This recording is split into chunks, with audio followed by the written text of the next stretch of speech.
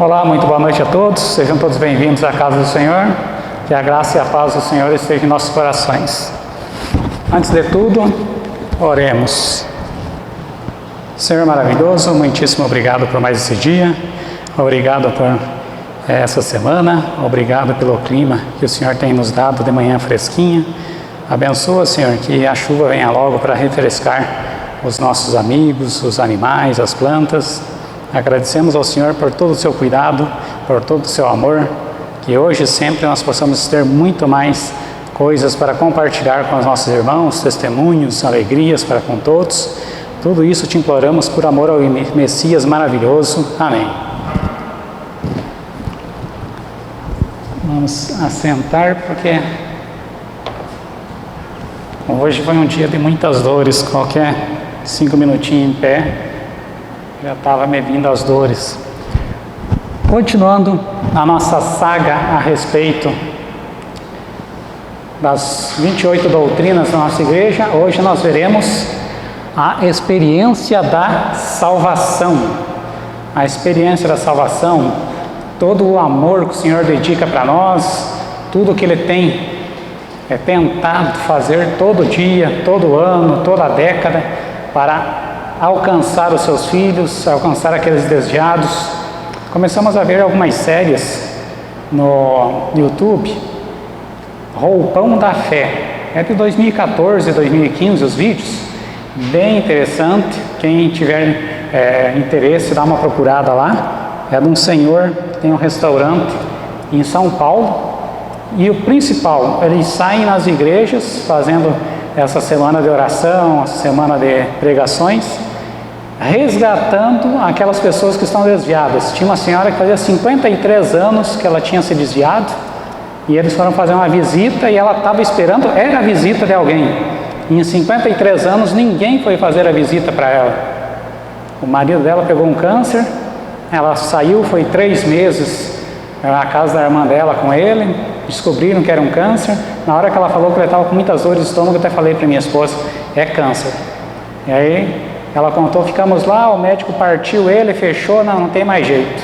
É um câncer que ele tem no estômago, imagine há 60 anos atrás.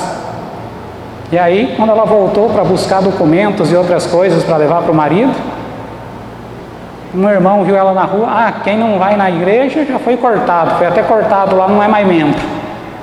Olha só, esse amor desse irmão, será que ele estava com a experiência de salvação no coração? E aquilo magoou tanto aquela senhora. Quando ela chegou lá na casa da irmã dela, em outra cidade, o marido dela já tinha morrido, ela nem pôde ver as últimas palavras dele, nem se despedir dele no hospital, e ela ficou 53 anos, até que esse senhor chegou com um roupão, falando que tinha um presente para ela, pediu perdão quando ela contou a história, pelo que os outros não fizeram. E aí ela vai para a igreja, se batiza, rebatiza, e poucos meses depois ela falece. Olha só que história incrível. Às vezes é o que falta para nós, é fazer uma visita, às vezes para alguém que era da igreja e acabou se desviando. Próximo. O infinito amor e misericórdia, de quem que é isso? Infinito amor e infinita misericórdia? Só o Senhor para ter isso. O Senhor fez com que o Messias, que não conheceu o pecado, fosse o quê? Fosse feito pecado por nós. Através de uma pessoa perfeita, pura, sem nenhum defeitinho. Aí não, a única opção, como a irmã White fala, nem os anjos entendiam até a morte do Messias, e muitos até hoje não entendem, nem entenderão só na eternidade, o porquê, o que levou ele a dizer, quando os anjos falam, não, eu dou a minha vida pelo pecado do Adão. Não, a vida de um anjo não é o suficiente para cobrir esse pecado, é só a vida minha mesmo. Se existe um amor maior que esse, próximo. Como são muitos e muitos versículos, são dezenas e dezenas, eu peguei só um pouco deles, porque senão não daria tempo de nós vermos todos os versículos com relação a esse tema tão profundo. Nós vamos ver praticamente os principais, alguns no Antigo e alguns no Novo Testamento. Em Gênesis 3,15, como nós sabemos, é o proto-evangelho, né? O início do evangelho, a primeira promessa, a primeira coisa que chama a atenção. Porém, inimizade entre você, falando o Senhor para a serpente, e a mulher, entre a sua descendência e o descendente dela, ou seja, entre você e os seus demônios, entre os filhos da mulher. Este lhe ferirá a cabeça, que já seria a primeira profecia messiânica, né? O Messias irá ferir a cabeça da serpente, e você lhe ferirá o calcanhar. Isso aí muitos levam em conta devido ao ferimento do calcanhar do Messias quando foi crucificado. Outros já acham que foi toda a perseguição que ele sofreu desde antes do nascimento, como nós vimos aqui, às vezes que nós comentamos, a respeito de toda a humilhação que ele sofreu até antes do nascimento e como foi o nascimento dele, e também naquela outra vez que nós vimos a respeito da última humilhação que ele sofreu em vida. Próximo. Aquelas que se interessarem, temos os vídeos nas playlists. É só procurar nos vídeos, em todos você vai achar essas 3 pregações aqui em Goiás, e terão mais várias no Paraná. Já em Jeremias, capítulo 31, nos versos 31 e 32. Estão chegando os dias, declara o Senhor, quando farei uma nova aliança com a comunidade de Israel e com a comunidade de Judá. Não será como a aliança que fiz com seus antepassados. Peraí, não vai ser o mesmo concerto? Vai ser um concerto com base em coisas novas? Não será a aliança que fiz com os seus antepassados, quando os tomei pela mão para tirá-los da onde? Do Egito. Lembram as 10 pragas? Abriu o Mar Vermelho, maná, água, tudo lá no deserto. Por quê? Por que não vai ser a mesma? O que o povo fez? Quebraram a minha aliança, apesar de eu ser o Senhor deles, diz o próprio Senhor. Quebraram a aliança, ou seja, nós sabemos que o povo murmurava bastante. Hoje, com certeza, se tirasse nós hoje aqui, comendo 4, 5 vezes no dia, e colocasse lá naquele deserto, tendo só o maná para comer, você acha que você não ia dar azia? Você acha que você também não ia murmurar? Ah, mas lá era o maná, mas ele tinha gosto de mel. Se tiver só arroz, feijão e ovo todo dia na tua casa, você não vai dar azia? Você não vai ficar murmurando, enchendo o saco da mulher? Ou enchendo o saco do esposo para comprar outras coisas? E agora, se você estivesse lá, comendo só o maná, então nós temos que ver a situação. O ser humano é murmurador. Você vê uma pessoa milionária, ela está choramingando. Você vê uma pessoa que não tem nada, às vezes, para comer, e ela está louvando o Senhor. Você vê o Paulo e o Silas na prisão, e eles estavam o quê? Choramingando? Ainda estavam louvando ao Senhor. Então, cada diferença existe para alguma coisa, algum ponto de vista. Mas com certeza nós murmuraríamos muito mais lá do que talvez até os próprios israelitas, que estavam acostumados a não ter tanta regalia, tanta diferenciação em alimentos, que eles só tinham uma espécie de alimentos. E hoje, com 50 reais, ela não passa fome. Ela almoça, ela janta, só saber administrar, ela come muito bem durante o dia. E eles tinham essa condição? Mas o que o Senhor julga eles? Porque eles quebraram a minha aliança. Eles começaram a fazer o quê? Murmurar, reclamar, começaram a se desviar, principalmente quando começaram o povo na idolatria. Aquilo foi o que mais magoou o Senhor, é o que sempre magoa. Nós já vimos ali que isso gera maldição, lembra? Um dos mandamentos é que por causa da idolatria, as pessoas podem ter gerações e gerações de maldição na família. Próximo. Versos 33 e 34. Esta é a aliança que farei com a comunidade de Israel depois daqueles dias, declara o Senhor. esse Israel, será que seria só o descendente sanguíneo, do sangue, lá do Jacó, do Israel? Não, quando ele fala Israel, os que seriam de outro sangue, eles chamariam de Goim, os gentios, com uma planta, o Senhor diz que enxertaria nas outras plantas. E o que ele faz também com as outras pessoas? Enxerta, ele vai ter eles como filho. Hoje as pessoas chamariam de Israel espiritual, mas seria o mesmo Israel, seria a mesma oportunidade de salvação para todos do mundo. E o que o Senhor fala, o que o Senhor promete? Porei a minha lei, aonde? No íntimo deles, e escreverei nos seus corações. Muitas vezes as pessoas acham que o coração na Bíblia é esse músculo que fica palpitando. Não, o coração na Bíblia é cabeça, para você pensar, é o tic-teco. Tem pessoas que não usam o tic-teco, tudo bem, é um negócio da pessoa, deixa ela não usar, mas a pessoa que utiliza o cérebro, utiliza o coração, né? Ela usa ali o que nós brincamos como tic-teco, ela faz coisa diferente, ela não comete muitas coisas que o antigo eu cometeria, ela não faz coisas para dar prejuízo para outro irmão, ela faz coisas que vai abençoar a outra pessoa, ajudar a outra pessoa, seja com uma palavra, com um ato, ir lá e ajudar ele a fazer alguma coisa. E o que o Senhor diz que aconteceria? Ele colocaria esses mandamentos dele, essa aliança dele, a coisa da boa vizinhança, seja bom com seus companheiros, aonde? Ia escrever numa pedra para o cara ter só de olho? Não, ele ia tentar colocar, fazer com que as pessoas aceitassem no coração, no íntimo. Serei o Deus deles e eles serão o meu povo. Ninguém mais ensinará ao seu próximo, nem ao seu irmão, dizendo, isso aí já é uma promessa também para onde?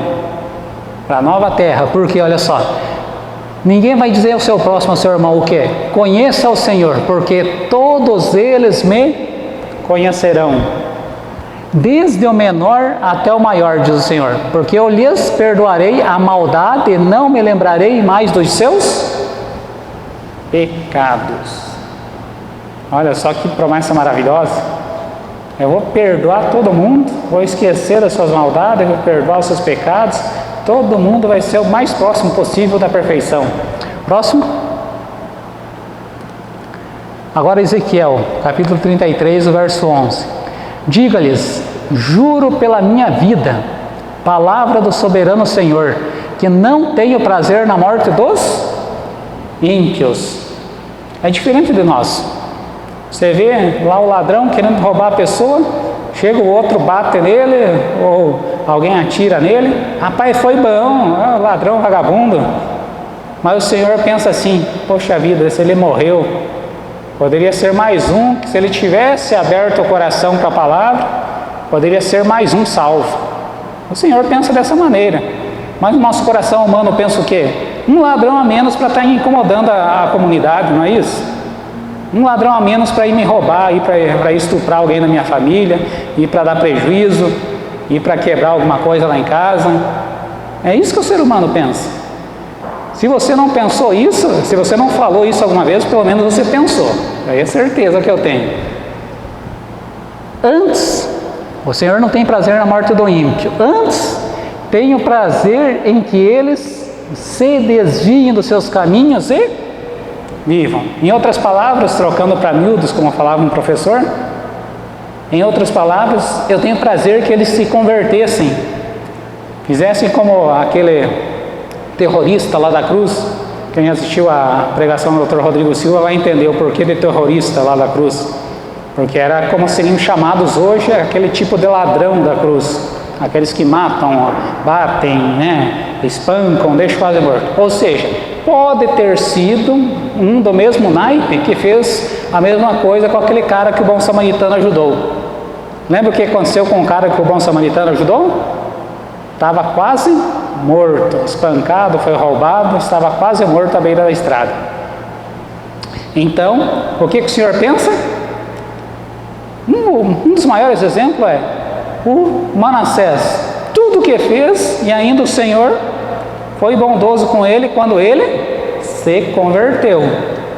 Mas o porquê que acabou Babilônia vindo depois? Isso aí é para daqui a alguns dias nós vamos entender melhor por que ainda o Senhor permitiu Babilônia vir depois. Então nós vamos ver sobre as maldições. Nós já vimos uns tempos atrás sobre as maldições lá de Deuteronômio 28, lembram? Né? Mas nós vamos ver mais a fundo o que gera maldições. Por enquanto vamos voltar ao nosso assunto principal, que estamos nas doutrinas. Então, se desviem os seus caminhos e vivam, ou seja, se convertam, mudem de vida, né? Vivam, tenham a oportunidade de ganhar a vida eterna. Voltem-se dos seus maus caminhos, porque iriam morrer, ó nação de Israel. Voltem dos seus maus caminhos, né? Vocês estão fazendo mal, atropelando os irmãos, né? Fazendo de tudo para ganhar lucro por cima, tomando as terras deles, pegando os outros irmãos para escravo, isso citando aquelas épocas. E hoje? Hoje as pessoas não atropelam as outras por causa de emprego, não passam por cima das pessoas por causa de um carguinho no emprego. O Joãozinho é um cargo abaixo, aí o Pedrinho está lá de gerente, ele não quer derrubar o Pedrinho para ele pegar o cargo de gerência? Ah, tem o Mariozinho que é tal coisa, mas o Joaquinzinho, e assim aquela passada de perna e aquela rasteira e tudo. Mas o Senhor quer o quê? Se voltem dos maus caminhos e peguem o caminho bom, sejam retos, né? Sejam bons uns com seus companheiros. Como falou Jeremias, tenham no coração as leis, tenham no coração a nova aliança. Próximo.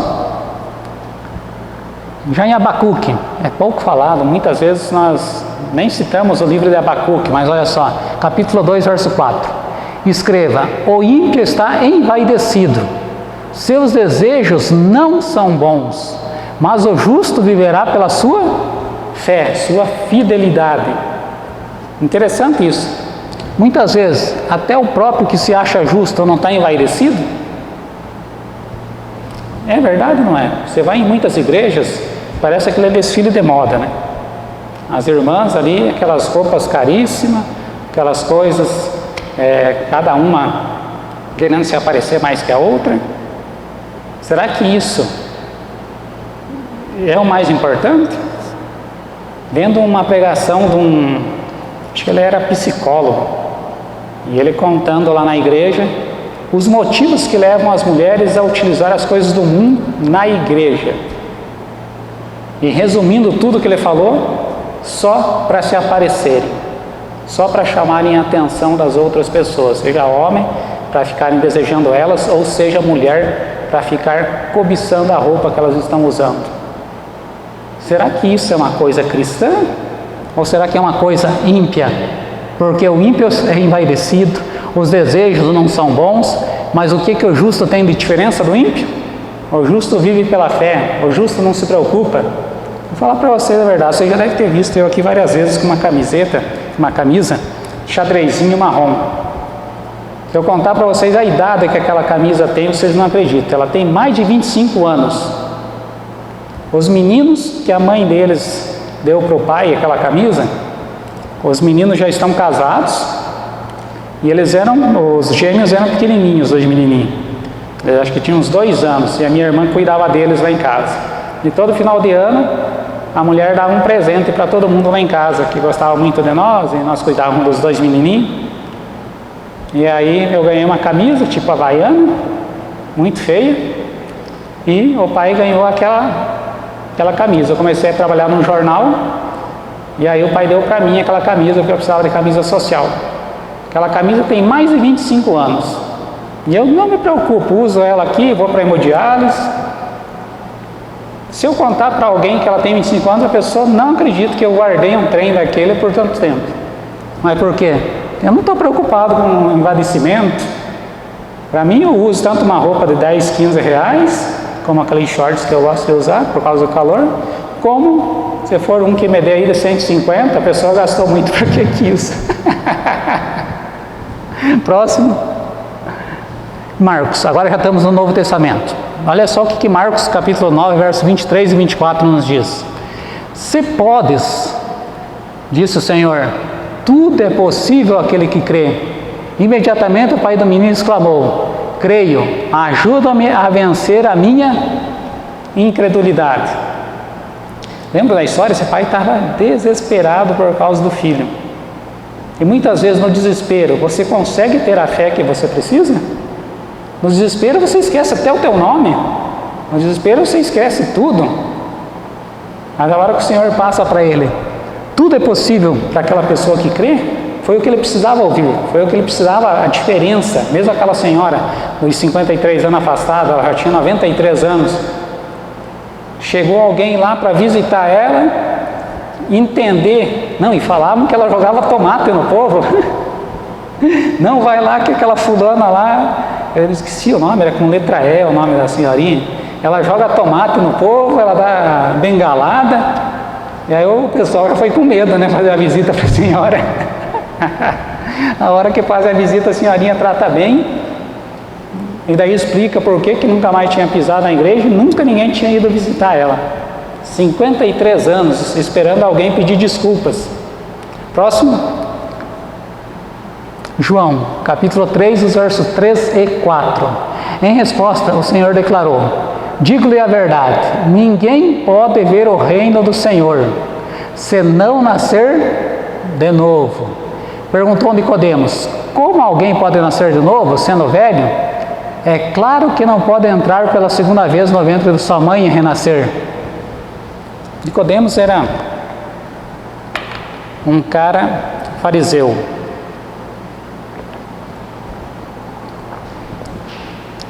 Os fariseus eram todos pessoas que não valiam nada? Eram todas pessoas hipócritas? Ou será que no meio deles tinha alguns gente boa? Quero saber a opinião de vocês. Com certeza, nós não podemos generalizar. Mas você já viu na pregação de muitas pessoas que colocam os fariseus como sendo 99,9% de pessoas hipócritas que não valiam nada, que não gostavam dos outros? Mas agora, José da Arimateia era uma pessoa boa ou não? José da Arimateia também era um fariseu. Nicodemos também. Eram umas pessoas boas ou não? Os 11 discípulos que sobraram vivos do Senhor no dia da crucifixão, eram pessoas boas, melhores que os fariseus? Sim ou não? Será que todos os 11 eram melhores que os fariseus? Agora uma outra pergunta. Vamos usar o tique-teco, vamos usar a cabeça. Se eles eram tão melhores e tão mais corajosos que os fariseus, por que só tinha João no pé da cruz dos apóstolos? Por que só tinha um dos 11? Já que o Judas já tinha se enforcado. E por que os fariseus que não valiam nada, tinha 2, José de Arimateia, Nicodemos, e quem foi enterrar ainda o corpo do Messias? Quem foi enterrar não, quem foi colocar no sepulcro? 2 fariseus. Quem que mais patrocinou e gastou toda a sua, se fosse hoje, seriam bilhões, para pregar o Evangelho, para a manutenção do Evangelho, para irem para viagens e todos os outros locais? Quem que gastou toda a fortuna? O fariseu Nicodemos. Será que eles eram tão ruins assim? Ou será que, assim como o sábado, muitas pessoas hoje são contra o sábado por não entender o sábado, do que pelo fato do Senhor tentar ensinar a verdadeira maneira, a maneira mais correta de se descansar no dia do Senhor? Compreenderam a grande diferença? Muitas pessoas acham que o sábado foi abolido, não por não estar na Bíblia, mas por causa do Senhor falando da maneira que os fariseus achavam que devia guardar o dia. Quando o Senhor mostrava como que era a maneira real de descansar, de aproveitar o dia, muitos acham que é abolido. Será que os fariseus também não são dessa mesma maneira? Existiam muitas pessoas muito boas no meio deles, mas que eram mal compreendidos? Porque olha só o que aconteceu com Nicodemos. Ele era mal compreendido, ele não tinha a compreensão também das outras pessoas. Não, como que eu vou nascer de novo? Como que eu vou entrar de novo no ventre da minha mãe? Aí o Senhor vai e esclarece para ele, abre para ele. Próximo. Não coloquei. São vários versículos, ia ficar muito grande, aí eu não coloquei todos, mas nós todos sabem a história. O que o Senhor explica para ele? É necessário nascer de novo, nascer da água e do Espírito, se batizar. É preciso você se batizar. João 16, versos 7 e 8. Mas eu lhes afirmo que é para o bem de vocês que eu vou. Se eu não for, o que vai acontecer? O conselheiro não virá para vocês. Mas se eu for, eu o enviarei. Quando ele vier, convencerá o mundo do pecado, da justiça e do juízo. Eu preciso ir para o céu, começar a fazer intercessão por vocês. Para quem entendeu sobre o livro de Daniel, você vai saber, irmãozinho, que eu preciso estar lá fazendo intercessão por causa das 2.300 tarde de manhã que vão se concluir. E vocês vão ter aqui o Consolador de vocês. Vocês vão ter quem? Conselheiro, também chamado de conselheiro. Ele vai estar auxiliando vocês aqui, mesma coisa como eu estaria. Mas eu preciso estar lá. E para quem como nós, adventistas do sétimo dia, entendemos melhor sobre o santuário, alguém aqui já ouviu falar do Ministério Ensinando de Sião? Não, são uns irmãos judeus que nós temos em Minas Gerais. E eles são messiânicos. E tem o pastor Sérgio Monteiro, já comentei aqui, ele já é da terceira geração de adventista. E ele contando um dia que um irmão, não sei se é da igreja dele lá do Rio de Janeiro ou não, ele estava em Minas e no sábado não conseguiu achar uma igreja adventista, vamos numa outra que descansa no sábado, chegou lá no Ensinando de Sião. E é longo, eles têm um canal no YouTube, é grande o templo deles. Aí o pessoal, da onde que você é, irmão? Não te vimos por aqui, anotaram o nome dele, qual que era a religião. Adventista, e falaram pro Rabino Marcelo, que é o pai do Mateus. Até um dia colocaram no grupo um vídeo do Mateus Andona falando que era padre, mas não era padre não. E aí, diz que esse Marcelo ia explicar no dia sobre o santuário. E aí o Rabino Marcelo pega e fala assim, Marcelo Guimarães, nós temos um adventista aqui, do sétimo dia, eu deveria deixar ele vir aqui explicar sobre o santuário, porque eles são especialistas no santuário. Olha só a moral que nós nem sabemos, e a nossa denominação tem, em algumas outras igrejas a respeito de alguns determinados assuntos. O pessoal que conhece muito bem a Bíblia e nos admira pela profundidade do conhecimento da doutrina nossa aqui a respeito do santuário. Então é isso que nós devemos manter, é isso que nós devemos fazer, com que outras pessoas também possam se sentir espelhadas, e aprender mais sobre determinadas coisas. Porque o Senhor nos enviando esse conselheiro é o que faz a diferença na nossa vida todo dia, para falar, para poder agir, para poder aprender. Próximo.